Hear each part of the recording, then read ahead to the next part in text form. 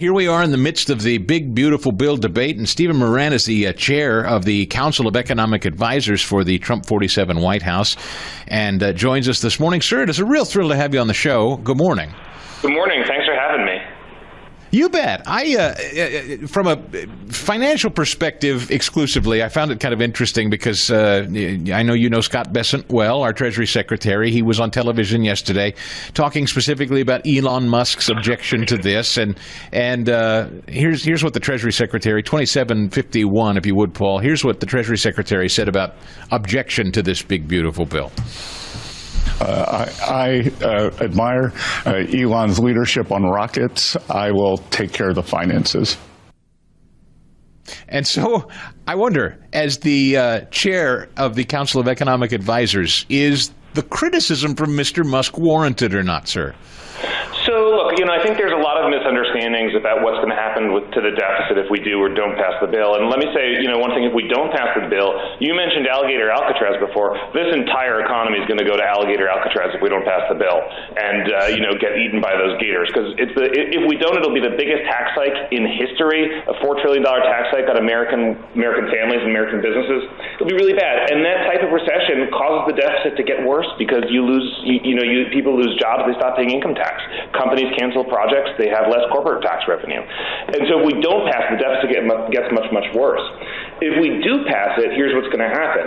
There's going to be a boom in economic growth like we haven't seen since the president's first term. And here's why. There's such huge incentives in this bill for companies to take new investments. Things like full expensing on new factories means companies are going to be opening tons of new factories. You get a huge tax credit for opening a new factory. That means you get new factories. That type of investment, full expensing on equipment, on an R&D, things like no tax on tips, no tax on overtime, no tax on Social Security. These are great for the economy. They encourage firms to invest more in new facilities, new factories, new plants, new hiring, and they encourage other workers to work more, right? People who are on tipped income, people who are on overtime, they'll work more too. And this will create a big economic boom. Because if you incentivize these things through the tax code, you get more of them. And so when you add all this up, we think that the economic effects of the One Big Beautiful Bill combined with the president's deregulatory agenda, people try and build a factory and they can't because there's a snail there, right? So you've got to cut the regulations that let companies do what they want instead of spending years begging permission from Washington.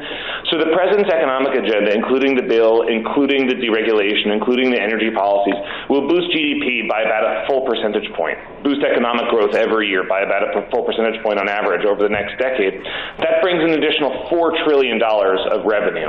So this bill actually ends up reducing the deficit, not increasing the deficit. And critics who pay attention to, what people like the Congressional Budget Office say, they don't count any of that economic growth. In CBO's opinion, if you give people a huge tax credit for investing or building a new factory, they don't understand that you actually get new factories as a result of doing that, and that reduces the cost of things.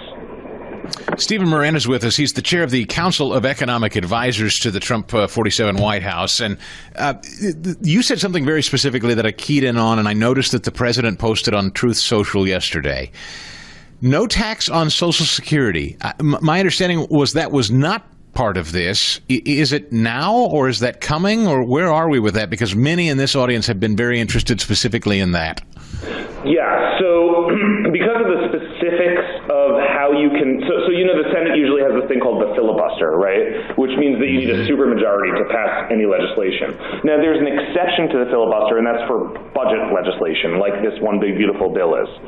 There's some specific rules about how things have to be written in order to get through the very, very Byzantine, complicated process of passing it with a simple majority instead of the filibuster breaking supermajority. That would require Democrats to support the bill, and they never will because they want the tax hikes. And that means that the way that the no tax on Social Security is structured is as a very significant $6,000 expansion in the standard deduction for seniors. Now, what that means is that for 88% of Social Security recipients, there will be zero tax on their Social Security income. Now, it's not structured as a direct relation to the weekly or monthly checks they get from Social Security, but it is structured to make them whole and to totally negate the effect of Social Security on their tax burden. And so it effectively is no tax on Social Security. Could I just for I don't mean to spend a ton of time on this, but I'm just interested. So you're saying while people may see the tax come out of their check that they physically get or have deposited in their account, you're saying come tax filing time that basically becomes, if you want, a deduction or a write-off. Is that a way to think of it? Absolutely. We're lowering the tax burden on seniors by expanding the senior deduction, and what that means is that 88% of seniors won't have to pay taxes on the income from Social Security. What it means is that is exactly what you're saying, is that they're made whole when they come to file their taxes every year, and they'll notice a very material decrease in their tax burden every year. Thousands of dollars. Yeah, that's very interesting. So that, and you say most Social Security recipients would see that basically work out to be zero tax. Almost all of them. Almost all. Wow. Okay. I don't know that. I mean, to be honest with you, I saw the president post that on Truth Social as though it was in the bill, and I don't know that I knew that. I take your word for it. I mean, you're the numbers guy. So everyone in this audience that receives Social Security, you can confidently say if this bill passes, we'll see a net zero tax in Social Security. Is the way it would work out. 88% Social Security. The standard deduction is expanded to cover 88% of Social Security filers. So for 88% of Social Security recipients, they will get an offset reduction in taxes when they come to file their taxes that effectively make them have no tax in Social Security. And again, like I said before, this is just because of the very complicated process of passing things with a simple majority in the Senate instead of a filibuster-proofing 60-senator majority. And the Democrats want the tax hike, so they'll never support. They'll never support the bill. They'll never support tax cuts for seniors like this. But come tax time, they will absolutely be made whole through this process for 88% of recipients. The ones who won't are, of course, the ones who have lots and lots of income from other sources that are not Social Security. If you're getting, $1 million of income from your retirement portfolio or whatever, you're not gonna, you're gonna be in the 12% who are not 100% made whole.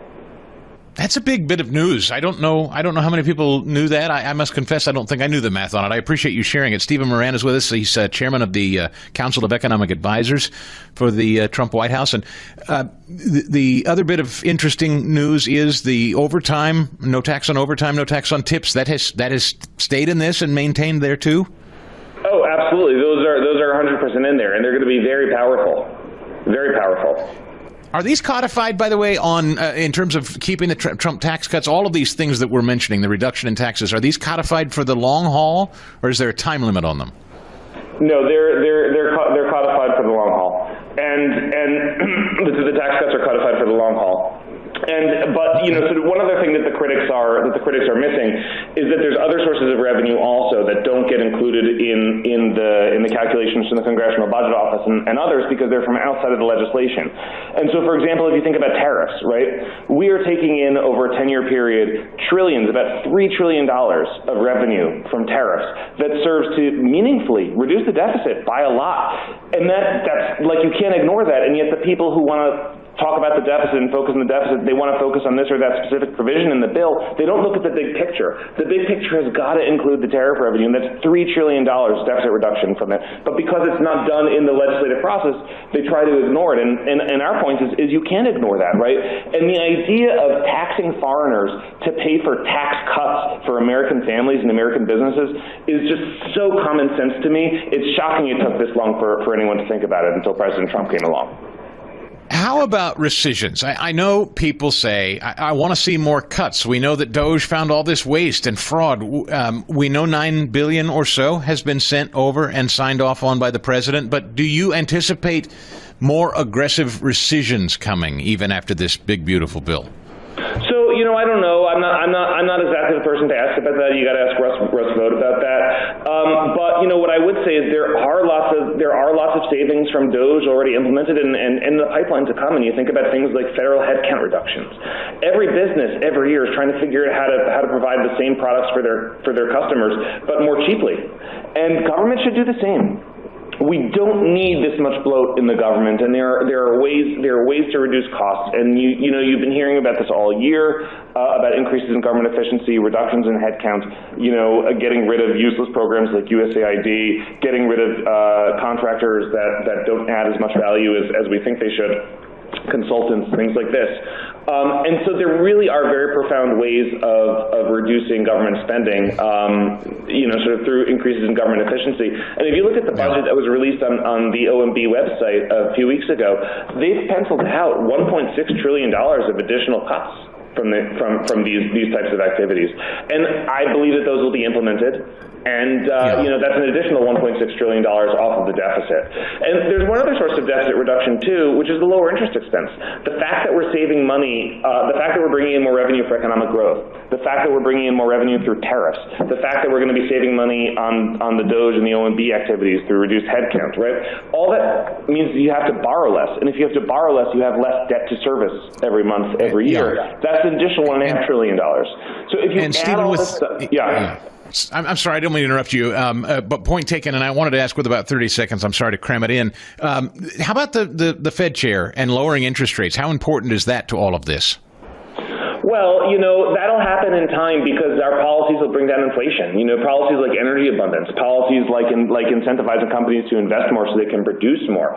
That is all extremely disinflationary, and inflation has been extraordinarily well behaved through the president's term so far, the second term thus far. Since the president took office, the consumer price index has been running at a 1.5% annualized rate, right? That's below the Fed's target. So inflation's well behaved. Yeah. Our policies will continue to contain inflation, and the Fed eventually will come to its senses and realize that. But if you add up all deficit reductions, $8.5 to $11 trillion deficit reduction. So the critics are misguided.